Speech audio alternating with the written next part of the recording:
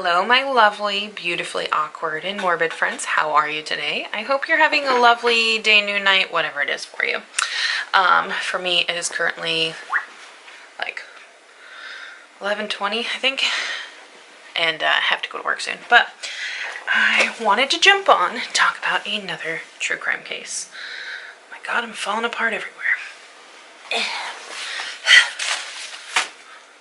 So, today we're talking about William Howell, and he was also known as the Sick Ripper. But before I get into that, I am Liz. I am your host here on Creating Crime Time, and if you've never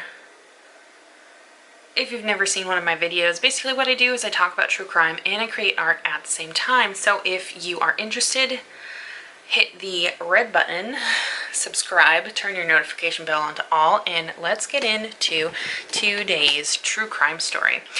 Also, just a side note, if I keep looking down, it's because I'm making something at the same time. So don't feel offended if I don't make eye contact with you. And if that made you butthurt, hi. Welcome to creating things. So, William Devin Howell. Oh, this case is so... I don't even know. I was torn between him and Michael Ross of who I wanted to do first, and I wanted to do Michael Ross first because his case is different. This one, I literally want to hit him. Yeah, you heard me right. And it's just like, oh my goodness. So, William Devin Howell was born on February 11th, 1970 in Hampton, Virginia.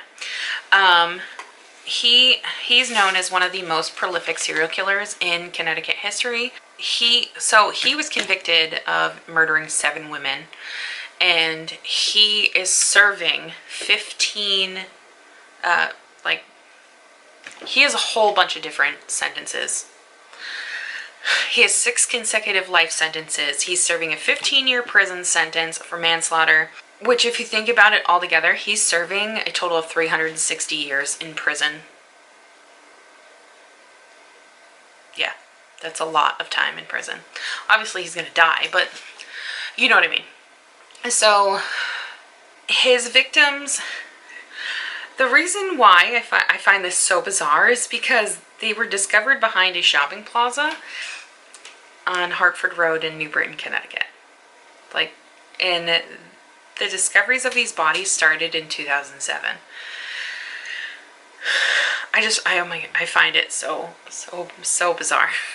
One of them was a transgendered victim, and when authorities were finding these bodies, they determined that the person who discovered the bodies had been looking for a hunting ground. And the area was wooded and marshy and is inaccessible by car. And obviously it delayed investigation and recovery of victims. So into all of his victims. So the first one is Melanie Camellini. She's 29 years old, mother of 2 from Seymour, and she went missing on January 1st of 2003. She was recently living in Waterbury, and she was last seen in the area with 2 men. She was also known to have a substance abuse problem, regularly disappeared for long periods of time. Her body was discovered buried behind the shopping center and was identified in 2015. So, Janice Roberts is our transgendered victim of this story. She's victim number 2 on my list going down.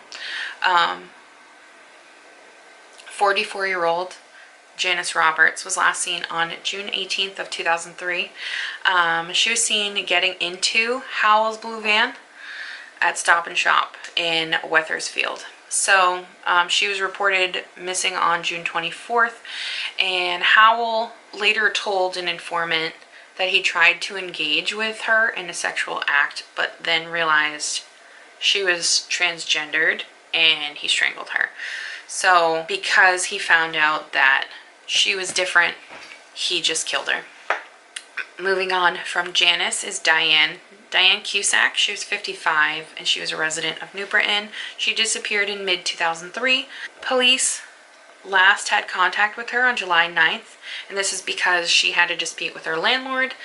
Her remains were found behind the shopping plaza in 2007, but she wasn't identified in 2011. She was also known to have this substance abuse problem and known to be out of contact with her family, but she was never reported missing.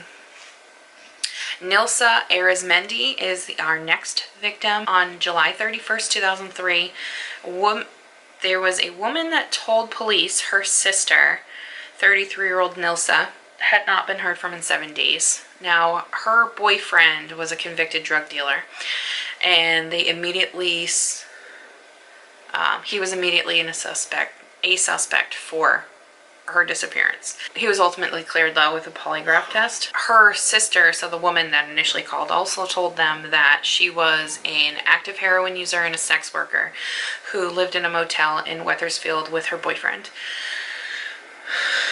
Her boyfriend told investigators that him and Nilsa allowed Howell to stay with them overnight in their room, and he last saw Nilsa at 2:30 a.m. and that was the last time that he saw them. Now on July 25th, 2003 is when she got into Howell's van. Her body was found on April 28th, 2015, along with the bodies of 3 other women. So there's a correlation with substance abuse issues with some of these victims. Or another motive is that he would pick up sex workers or try to pick up sex workers. That would be another means of getting his victims. So next is Marilyn Gonzalez. She was 26 and a mother of 2. She went missing in 2003 after she left her home in Waterbury. Her body was found behind the West Farms shopping mall in Farmington, Connecticut. So this one is behind a different shopping mall. And that was on April 28th of 2015. So our next victim is Jovelyn, or Joyvelyn. She went by Joy, so we're just gonna call her Joy. Joy Martinez, and she was 23. She went missing on October 10th of 2003, but she wasn't reported missing until March 29th of 2004, so that's 5 months. There was a lot of suspicion when she didn't show up for her birthday party. That's why they were really questioning where she was. She was last spotted in her hometown of East Hartford, Connecticut, and where she lived with her mom. So what's known about her is that when she was in high school, she was a track star, so she was a really good runner. And also at the same time when she disappeared, she was unemployed. Her remains were the first set to be recovered and behind a shopping plaza in 2007, but she wasn't identified until 2013. And our last victim is a woman named Mary Jane Menard. Now, she was 40 years old and she was a substance abuse counselor from Waterbury, and she went missing from New Britain in October of 2003, but her remains weren't found until 2007. When they were investigating these disappearances and all of them disappeared in 2003. So they were all related somehow. Now, Howell didn't become a suspect until April 2004, and that was with Nilsa's disappearance. So what they did was police seized his van in North Carolina. They discovered that several of the seat cushions had been removed. So he clearly was trying to clean up what he did. But blood from 2 people were found underneath part of the carpeting in the van, and DNA was taken from Nilsa's relatives, and it was determined that 1 out of the blood samples was 99% certain to have come from Nilsa. So that's not all they found.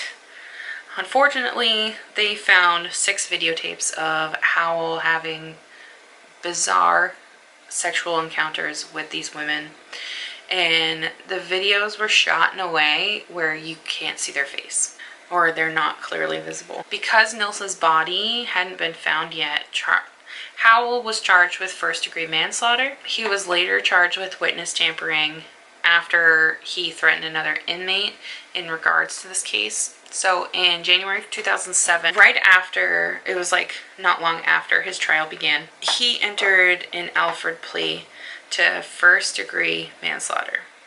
And that means that he did not admit to the crime, but conceded that the prosecution had enough evidence to get a conviction. So basically that he doesn't agree with it, but there's evidence. Okay. So when they sentenced him, Howell insisted that he did not kill Nilsa, arguing that the bloodstains were from a physical fight that Nilsa had in the van with her boyfriend. He also tried to get his original Alford plea thrown out. That way they can't use it against him, and claiming that he only entered the plea because his public defender pressured him. He was sentenced to 15 years in jail. 1 week later, a hunter found human bones behind the West Farms shopping mall in West Hartford, Connecticut. They were later identified as Cusack, Martinez, and Menard. More remains eventually would be discovered on April 28th, 2015, and they were identified as Nilsa, as Gonzalez, Camellini, and Wisnant. So all of the bodies would be found. Howell himself, while he was incarcerated, he told a fellow cellmate that he had a monster inside of him, and describes himself as the Sick Ripper. So that's where his nickname comes from, the Sick Ripper. He was also referred to as that by different media outlets at the time. So he would also go on to tell another inmate that he kept one of the woman's bodies in his vans for about 2 weeks because it was too cold outside to bury her. And he would sleep next to her, called his victim his baby. So it was also known that with this particular woman, he cut off her fingertips and dismantled her jawbone, her bottom jaw, disposed of her body parts in Virginia. He is a very interesting man. We'll just say that. So on November 17th of 2017, he was sentenced to 6 consecutive life sentences after pleading guilty to the murders of Cusack, Martinez, Menard, Gonzalez, Camellini, and Wisnant. He cried and apologized to the families, and during his sentences, calling himself monstrous, cowardly, and selfish.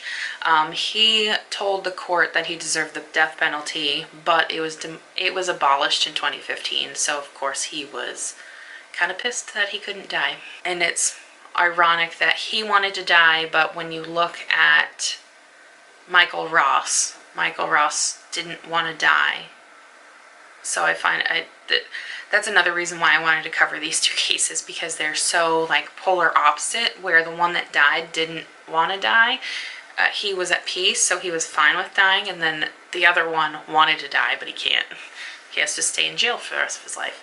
So there is a novel that is written about him, and it was by a true crime author, Anne K. Howard. Now it's called His Garden, A Conversation with a Serial Killer.